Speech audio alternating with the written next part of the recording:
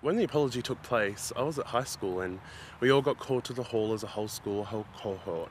And we got there and we all thought, oh, what are we here for? What's happening? Who's in trouble?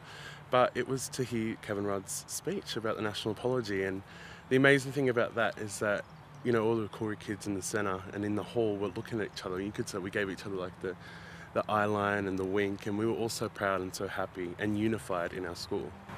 Apology happened, I was in Townsville. I remember watching the event with my sister. It was very emotional. I had mixed feelings. It was both happy that now we could all move on, but at the same time sad for the people who were affected. That our history contains episodes of which we are deeply ashamed.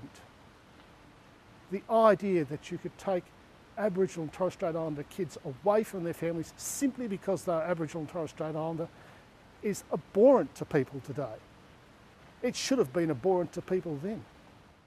I was at home and I sat and watched the TV and I just cried, and I did cry and cry.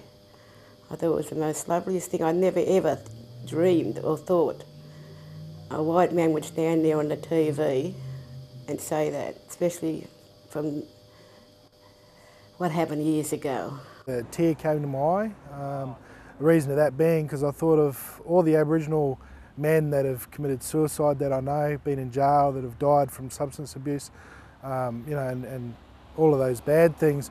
I remembered them, they never got to see that. They were stuck with those labels from prior times. So the apology was really important, and I think the apology represented that we can start dropping those labels off who we've been in that. So yeah, it was just a shame a lot of people never got to hear those apologies that aren't here. But it was a good step. Yeah, I was proud of Kevin Rudd for doing that. I thought, yeah, go Kevin. I thought, yeah, it's a good thing, So. It did affect me as a person, like as an Aboriginal person, not just because of my family. And I think it sort of helped my identity as well, not just for people that did have issues with the stolen generation, but yeah, I think as just an Aboriginal person, it sort of healed a little bit of me too, yeah. Not just healing within yourself, but within the community and supporting each other to make our lives better.